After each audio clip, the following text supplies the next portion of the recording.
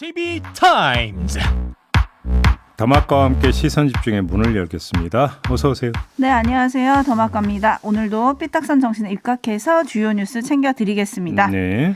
오늘은 AS타임의 타임 대신에 바로 사고 소식 전해드리겠습니다. 네. 광주에서 어제 있었던 사고죠. 예. 오늘 11월에 입주 예정이던 주상복합 아파트 신축 현장에서 외벽이 그야말로 와르르 무너지는 사고가 발생을 했습니다. 그러니까요.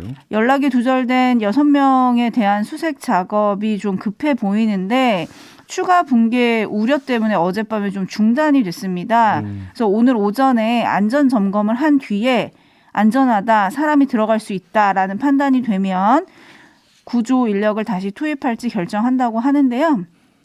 이 아파트 시공사가 지난해 6월 17명의 사상자를 낸 광주 학동 건물 붕괴 사고 시공사랑 똑같습니다. 현대산업개발이고요. 예. 당국은 콘크리트 타설을 위한 거푸집이 무너지고 타워 크레인 지지대가 손상되면서 사고가 난 것으로 보고 있는데 그 원인이 무엇이든 인재 가능성 얘기가 나오는 상황이고요.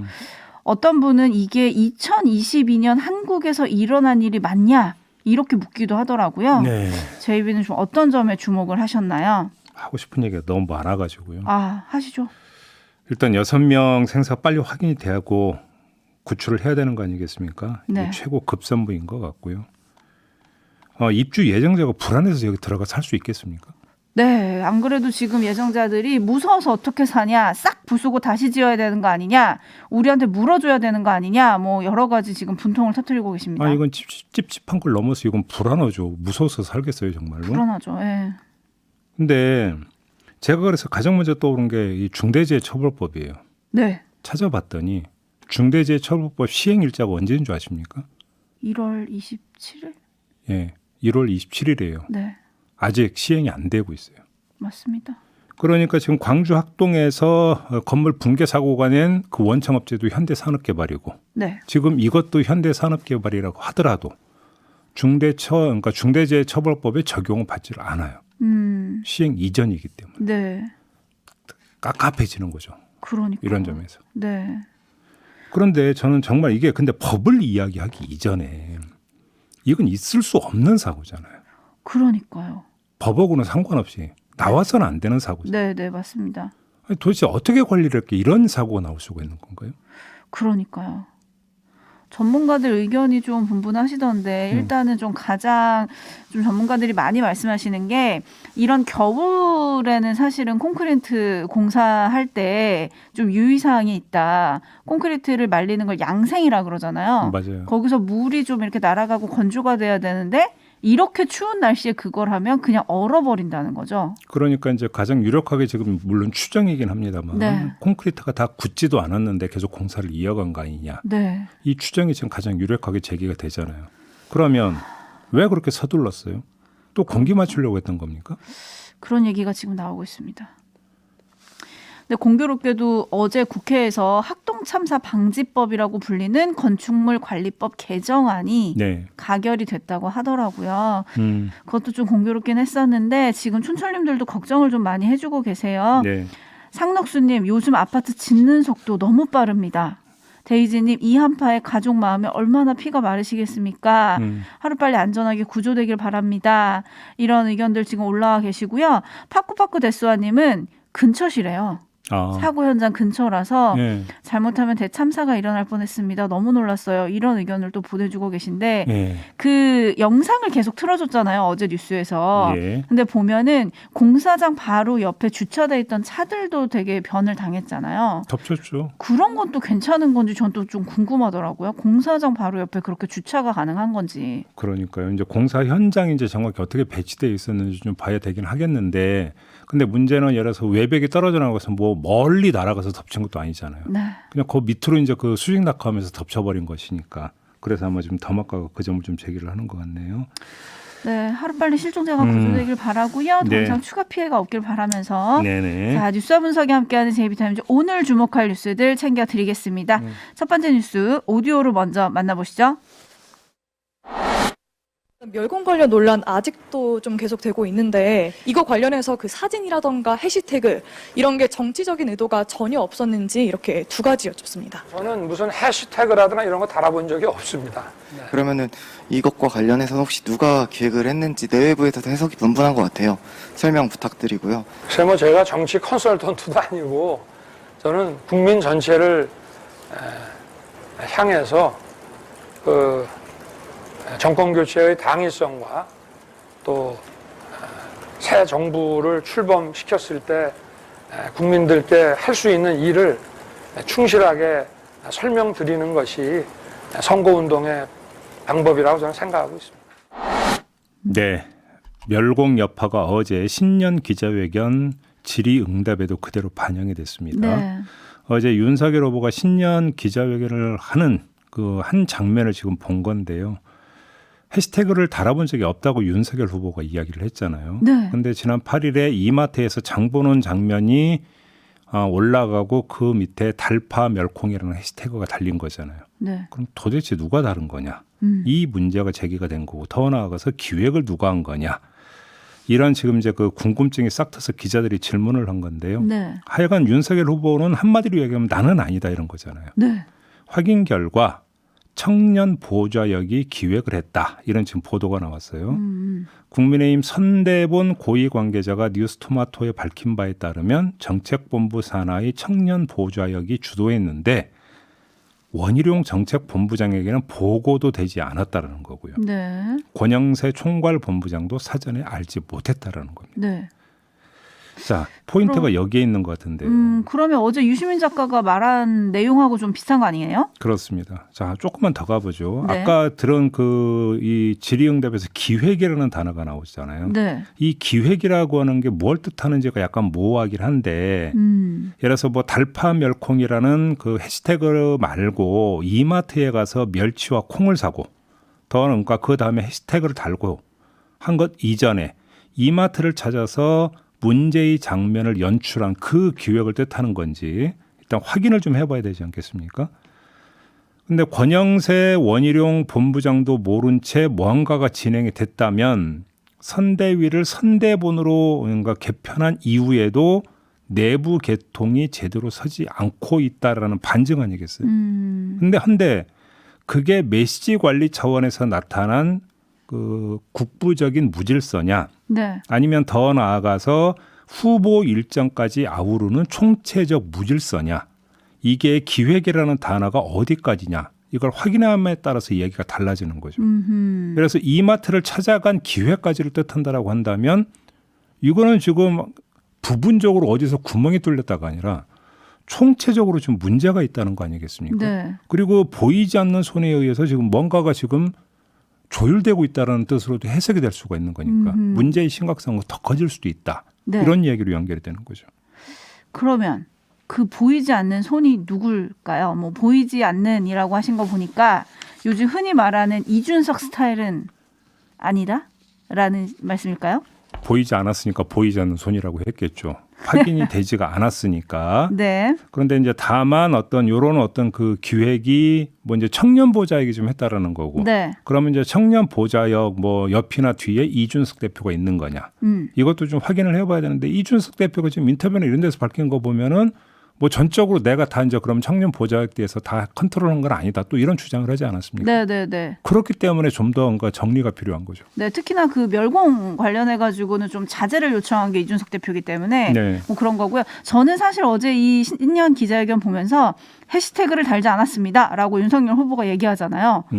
인스타그램이 그러면 누구 계정이지? 다시 확인을 했거든요. 네. 윤석열 후보 개인 계정이에요. 그래서 상록수 님이 윤석열 후보는 그럼 자신의 인스타그램도 관리 안 하는 건가요? 누가 하나요? 이렇게 물어주셨는데 8873님이 보이지 않는 손 혹시 집에 같이 사는 그분인가요? 라고 해주셨고 브라이언 김님은 청년이 시키는 거는 그냥 다 하시는 건가요? 뭔지 알아보지도 않으시고 그냥 하시나요? 뭐 이런 얘기 지금 보내주셨고요. 네. 에비추맨도 개사과 게시글에도 해시태그 잘 달았던데 그럼 혹시 그걸 올렸던 그분? 뭐 이런 지금 궁금증들이 올라오고 있습니다. 네. 좀 말 나온 김에 이마트 방문도 논란거리가 되더라고요. 네. 왜 거기냐? 그러니까요.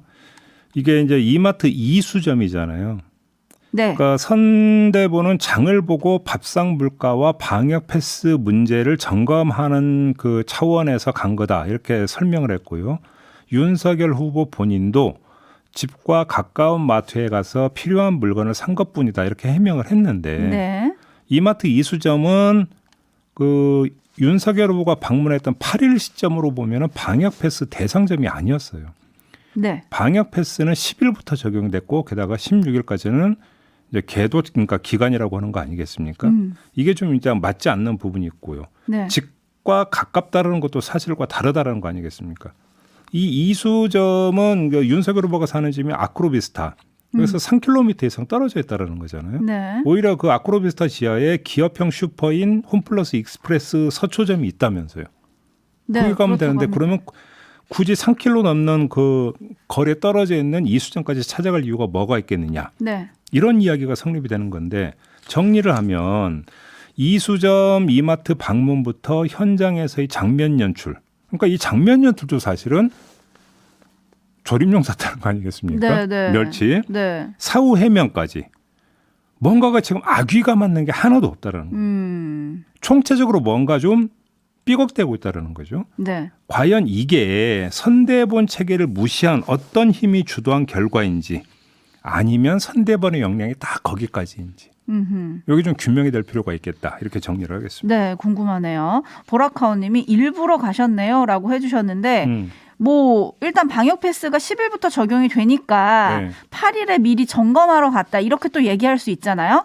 근데 점검하는 차원에서 갔다고 해도 문제는 이 이마트 이수점은 대상이 아니라는 겁니다. 매장 면적이 3,000제곱미터 이상인 곳만 지금 방역 패스 대상이 되는데 윤석열 후보가 방문한 이마트 이수점은 면적이 2,400제곱미터여서 방역 패스 대상이 아니다. 아니, 그리고 윤석열 후보가 어떻게 미리 점검을 할 수 있어요? 방역 패스. 뭐 시스템이나 이런 걸 좀 보러 가실 수도 있죠. 아니 그렇게 해명하실까봐 제가 또 알려드리는 거예요. 네. 그리고 지금 근데 국민의힘에서는 어쨌든 이런 논란들이 다 차치하고 다시 윤석열 후보의 지지세가 상승하고 있다. 여기에 조금 고무된 것 같던데요. 일단 뭐 이준석 대표가 이제 방송 인터뷰에서 그 얘기를 했더라고요. 그러니까 내부 여론조사를 이제 그 기초로 이야기를 했던 거잖아요. 네.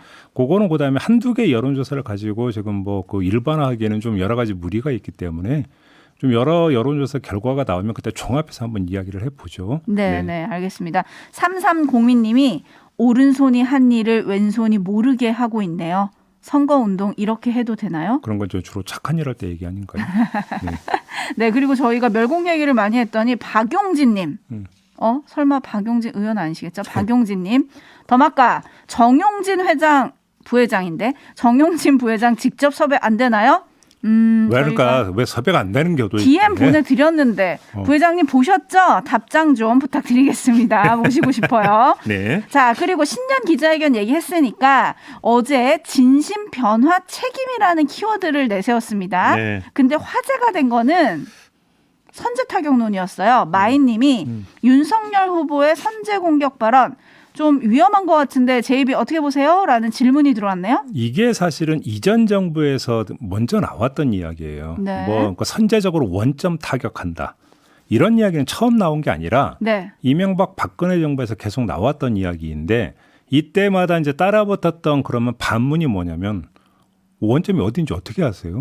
그러니까요. 이런 이야기가 이제 그러니까 바로 따라붙었던 거거든요. 예를 들어서 지금 북한 같은 경우도 물론 그 요번에 이제 그 발사했던 극 초음석 이거 이전에 예를 들어서 뭐 여러 가지 미사일을 종합을 하면 이동형 발사되니 뭐니 여러 가지 이야기가 나오고 있잖아요. 그렇죠. 네. 기차에서도 쏘아 올렸다는 거죠. 네네네. 어떻게 선제적으로 원점 타격할 수 있느냐. 일단 이거에 대해서부터 대답을 좀 해야 될 것 같습니다. 연료 주입 단계에서 타격한다 뭐 이런 얘기 하던데 진짜 그게 가능한지 좀 궁금하긴 했어요. 네.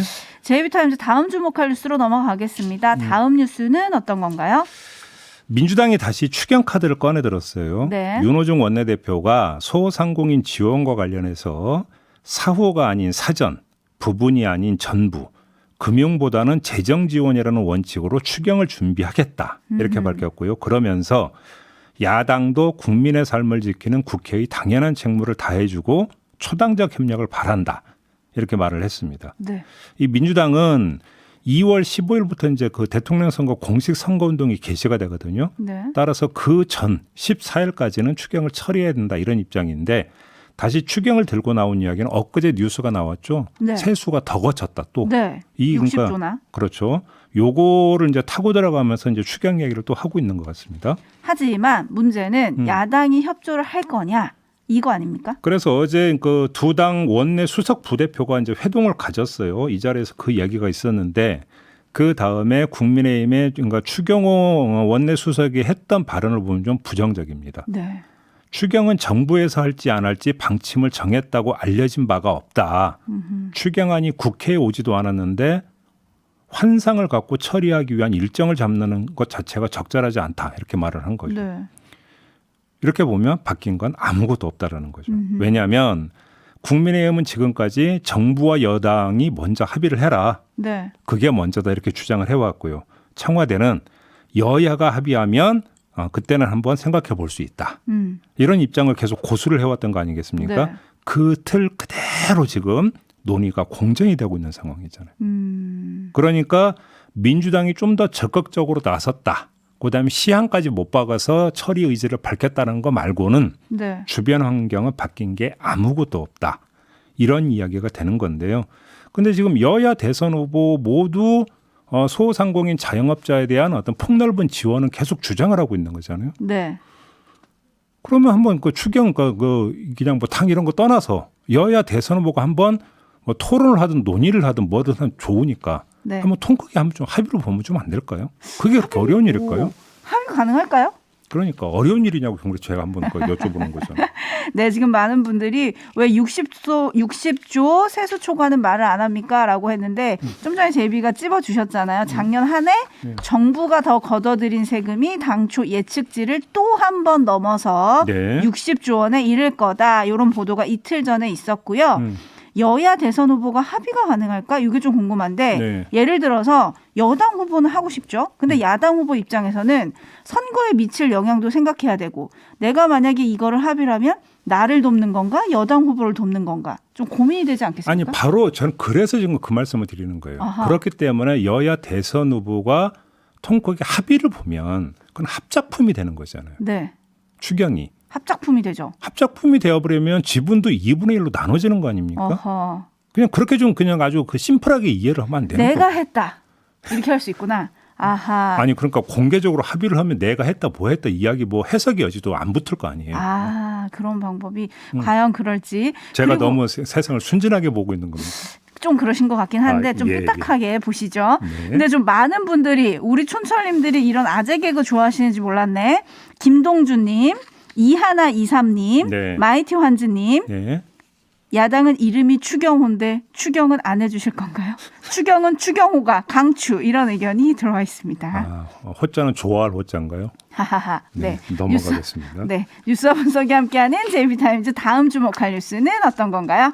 아마 그런 경험 다 있으실 거예요. 인터넷에서 그러니까 내가 뭐를 하나를 물건이나 이런 걸 검색을 하면 네. 그 다음에 어디를 들어가거나 그 관련 상품이 계속 뜨는 경우 있잖아요. 맞아요. 저 핸드폰 케이스 검색 하나 했더니 계속 그게 뜨고 있어요, 지금. 이게 왜 그러냐면 그 이용자의 그 행태를 분석을 해가지고 맞춤형 광고를 하기 때문이거든요. 그게. 어허. 근데 앞으로 그거를 막겠다고 공정거래위원회가 나섰습니다. 아, 막을 수 있습니까? 그러니까 이제 온라인 쇼핑몰과 개인 사업자의 표준 약관을 개정을 하기로 한 건데요. 그래서 이 행태 정보라고 한 게 바로 그거거든요. 그래서 그러니까 제가 뭐 검색하고 이러면 이 사람이 뭐에 관심이 있구나. 네, 그 정보를 수집한 다음에 저가 하면 따라다니면서 이제 관련 상품을 계속 이제 띄워주는 거죠. 네. 이것들을 제어를 하겠다라는 건데요. 현재는 뭐냐면 이걸 막을 수는 없다 그래요. 다만 행태 정보가 수집되고 있다고 안내만 하는 의무가 있다고 합니다. 네. 그런데 이용자 입장에서는 안내만 받는데 결정권은 없는 거잖아요. 그렇죠. 요거를 표준 약관을 개정을 해서 이용자가 반대를 하면 맞춤형 정보를 하지 못하도록 어허. 그러니까 동의하지 않으면 뭐 못하도록 하는 방안을 이제 그 추진을 하겠다라는 건데 네. 구체적인 방안은 아직은 안 나왔다고 두 갈래가 있다고 합니다. 네. 당사자가 명시적으로 동의하기 전까지는 행태 정보 수집을 금지하는 옵트인 방식이 있고 완전히 막는. 네. 그다음에 거부하기 전까지는 행태 정보 수집을 허용하는 옵트아웃 방식이 있다고 하는데 이 중에 뭐를 할지는 아직 결정을 안 했다고 하지만 네. 아무튼 큰 틀에서는 지금 그러니까 방향을 잡았다고 하네요. 지금 파가파가님이 내가 어느 쇼핑몰에서 뭘 봤는지 다 알고 따라다니는 거 살짝 소름 돋아요라고 해주셨는데 어떤 때는 기분 나쁘기도 하거든요. 네, 많은 분들이 이런 의견을 지금 보내주고 계신데 네. 문제는 네. 고객 취향에 맞춘 마케팅으로 볼 거냐 일종의 감시로 볼 거냐 요런 차이가 이제 기업과 소비자 간에 생기는 거잖아요. 네. 요런 간극이 큰데 공정위가 어떻게 잘 답을 찾을 수 있을지 모르겠네요. 그러니까 행태 정보라고 하는 요 수집 부분을 네. 할 수도 있고 안 할 수도 있는데 다만 할 수 있고 안 할 수 있는 것의 결정권을 이용자한테 주겠다. 네, 이건 너무나 당연한 조치라고 오히려 늦었다고 봐야 되는 거 아닐까요? 네, 촌철님들 반응은 조금 환영 일색이십니다. 예, 예. 네. 자, 이렇게 마무리하겠습니다. 더마카 수고하셨어요. 고맙습니다.